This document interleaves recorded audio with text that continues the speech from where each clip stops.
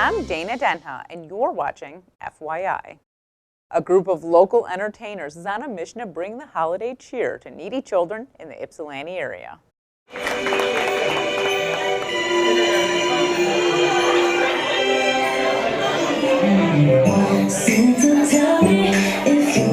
For 5 years, Boylesque has been charming crowds during their exuberant drag shows. Today is a drag queen bingo where we have a Toys for Tots benefit to benefit some local children who may not be able to get their own toys for Christmas. So yeah, we do this every year. We like to put back into the community. Ypsi is home to the Boylesque performers, and they're dedicated to giving back to their supporters. Tonight we are raising money for Ypsilanti communities. I am a teacher in the community, and I've worked with many social workers in our school system to find 5 kids from each school district to make a difference for those that don't have coats or not even homes or gloves or underwear or anything like that. I feel that the Ypsi community already gives so much to us. We're basically just a bunch of dudes in dresses. We looked at our community and there's a lot of people on welfare and food stamps because of this depression that is still going on, and so we want to make a difference and try to make the Ypsilanti community better. We are able to give a voice to people who don't otherwise have one, and we are able to help people less fortunate through the work that we do, and we're just very thankful for every little bit that comes our way so that we can bring it right back to the community that serves us.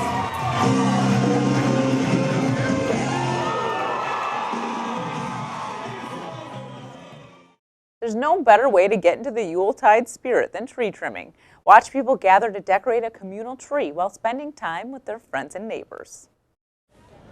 Tradition and sense of community brighten up the city of Saline during the holiday season. We have a wonderful tree behind us at the four corners that has been decorated by ornaments prepared by our young people. And then we had the ceremonial lighting of the tree just moments ago.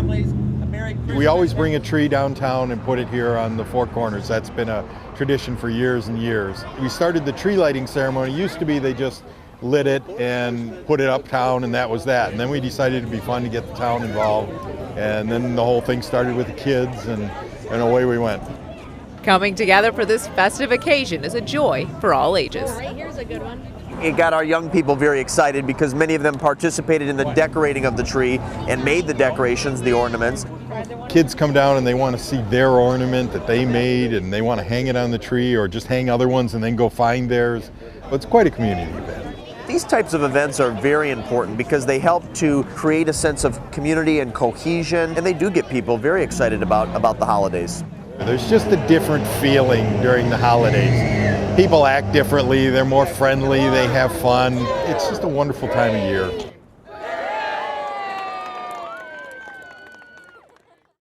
The holidays may bring joy and merriment, but they also bring a lot of unnecessary waste.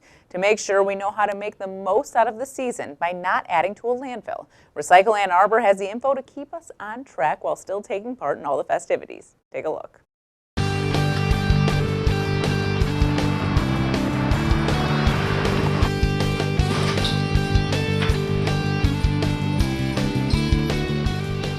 I'm Christine Chessler-Stull with Recycle Ann Arbor, and today we're here with Environmental Elf to show you ways to be holiday waste aware this year.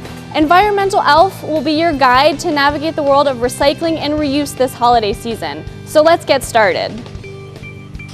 With some planning before the holiday rush, it's easy to generate less waste and still have a happy holiday.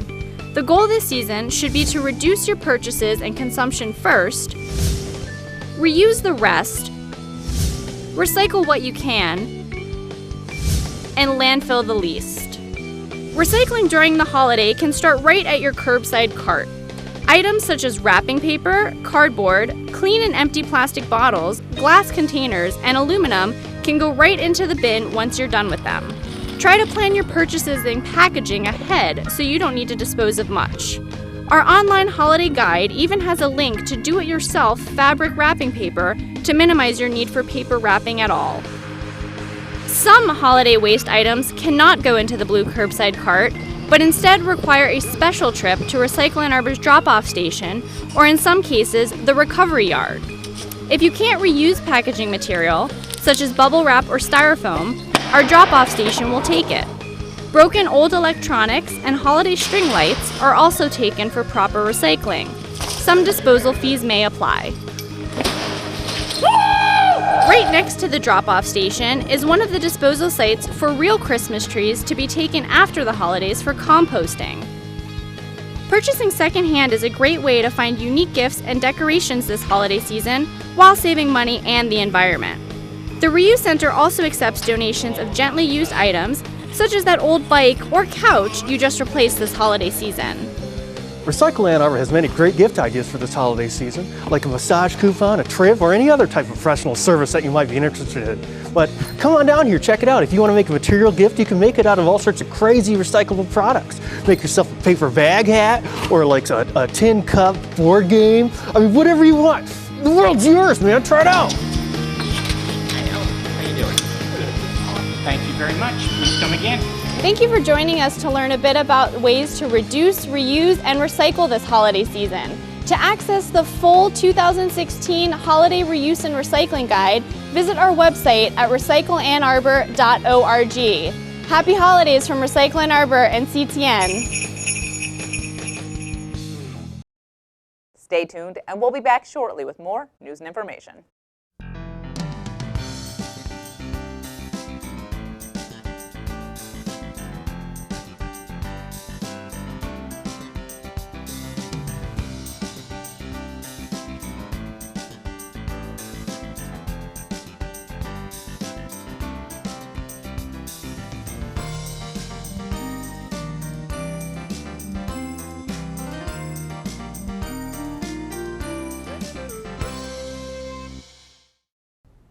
It's the giving season, and one local nonprofit may just be the holiday endeavor you've been searching for. Community Action Network, or CAN, provides education programs, builds stronger communities, and is a food source for those when all seems lost. Joining me is Frankie Moore, Director of Development for CAN. Welcome to the show, Frankie. Hi, thanks for having me. Can you kind of explain a little bit more what CAN is and what you're doing for the community? Yeah, so Community Action Network basically runs community centers around town. We have some in public housing sites, and we also have some in just general low-income neighborhoods. And so what we do is we staff the community centers and we provide resources for those who live in those neighborhoods. And the resources vary, as you mentioned earlier, from education, after-school programs, summer camps, anything from K through 12 pretty much.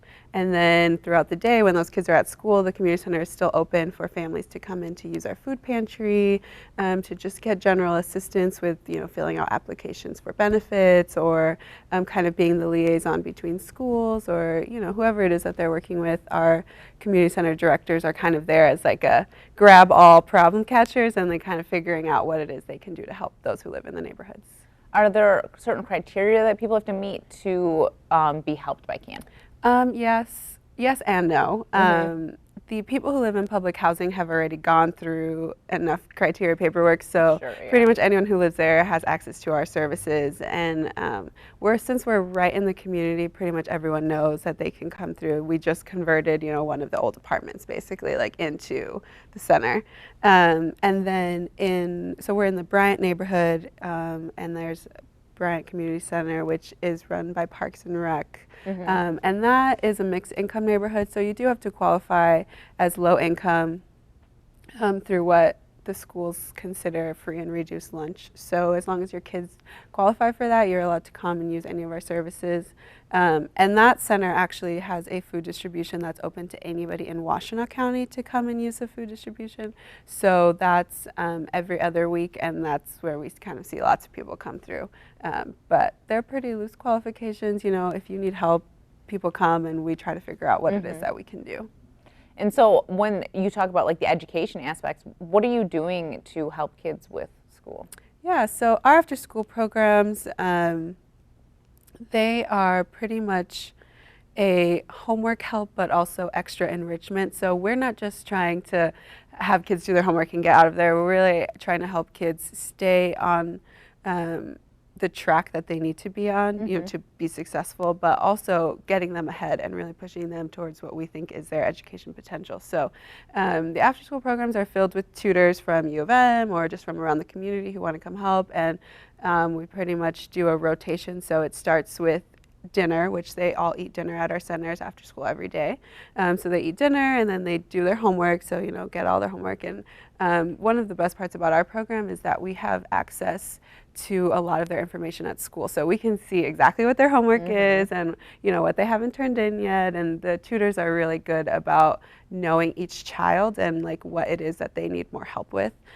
So they get their homework done, but then there are more rotations, like different reading rotations, and you know, keeping track of all the kids' different reading levels and making sure that they're kind of moving forward with that. And then there's always like one fun rotation, whether that's like educational games, or we have the YMCA comes in sometimes to do like a sports night, or we have different like U of M groups who come in and do fun activities. So it's about 2 hours a night that they can come here, and then at the same time, the middle school and high schoolers are kind of like doing their homework, eating and hanging out and getting tutored too. So. Yeah, so it's like a fun atmosphere. You're kind of with your friends. Yeah, it's too, but definitely you're not learning. school-like, Yeah.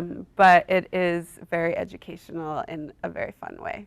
Yeah. Well, and I think it's really important to have them strive for getting a better education, because you always hear about how when you grow up in a low-income family, it's hard to rise above that socioeconomically. Yeah. So it's like you were giving them the tools to be able to get the right education, to get a better job. Yeah, exactly. And a part of our mission is for them to be self-sufficient as adults, and so part of that is succeeding in school, and so we're doing that, and our outcomes are really working, so we're really happy with that. This last year, after our executive director did all his stats like he loves to do, it came out that 88% of the kids in our program either have A or B averages or have improved an entire letter grade since the last semester. So that's I think, amazing. Yeah, they're just doing really well and adapting to the program, and so it's really great. So it's the holiday season, and you guys are doing a little something. You do something extra for the kids during the holiday season. There's you get them a gift or multiple gifts. Why don't you tell me a little bit about that? Yeah, so pretty much in the fall time, we ask the kids what it is that they want for Christmas, kind of ambiguously, but like if you could fill out this wish list. And so they put down all the stuff that they'd like, and then what we do is we have a lot of donors around town who love to buy things for our kids, and so they get the wish list and they get all the gifts on the wish list, and what we do is that we throw holiday parties at the community center, which we throw lots of parties at the community center, but specifically a holiday party, and there will be a Santa, and he will give each child one of the gifts from their wish list, and on the back end we've given the rest of the gifts, 3 other gifts actually, to the parents, and then they'll have a nice Christmas there with all their kids. That's so much fun for everyone involved. Yeah, it really is fun, and the community parties are really great because we have, you know, parents and kids there, and staff and volunteers. So kind of everyone involved in this project is just all together and enjoying that time. So it is a lot of fun. And so you mentioned volunteering. What do people do when they volunteer? Like, how would you encourage people to volunteer? Yeah, so we have obviously tons of programs, so there's really a variety of volunteering opportunities, including working with kids if that is what you like to do. Those are what we call our mentor tutor roles. So you don't have to be an expert in any field, you're really just there to kind of help them out and get to know them and help them with their homework and stuff.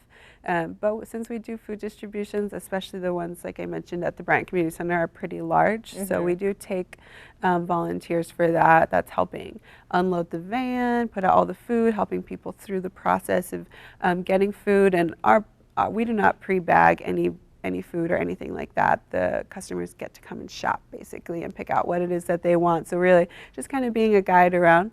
And then we do have a few other like community building volunteer opportunities. So since we run the community centers ourselves, we do like beautification projects. We have some community gardens in the summer. So really all sorts of stuff, all that you can find on our website. But we try to make it a place where everyone has a place to come and help. Yeah. Well, we're just about out of time, but if you want to talk about why people should support with maybe gifts for the kids or donating money just to give these kids or whoever, I mean, you guys are helping whole families have a better chance? Yeah.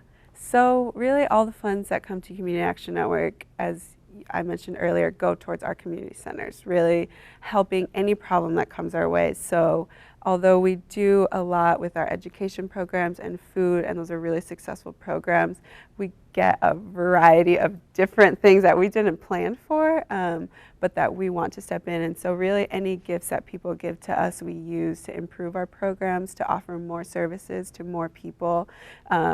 And honestly, our goal is that more people would come to our food distributions and that they would get bigger and we can provide more services. So really any gifts that we're getting at this time of year and really any time of year are going to bolster the services that we already offer and try to provide more people with these products. Well, thank you so much for coming on the show, Frankie. Yeah, thank you so much for having me.